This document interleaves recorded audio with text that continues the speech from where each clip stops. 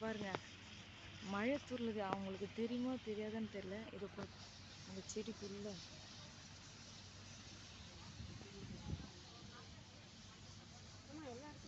ஏய் மழை தூர்ல மாரி இருக்குப்பா சத்யா. அதில் தெரியாதுன்னு நினைக்கிறேன் சத்யா. இது பாரு அழகா இருக்குல்ல அந்த தூரில். இது பாருங்க. ஏய் எம்பளுக்கு நினைக்குது. ஆள் வந்தா அந்த மாதிரி. ஆமாம் தெரியுதா? நான் கேமராவில் தெரியுமா தெரியாதுன்னு தெரியல. போ வருதா?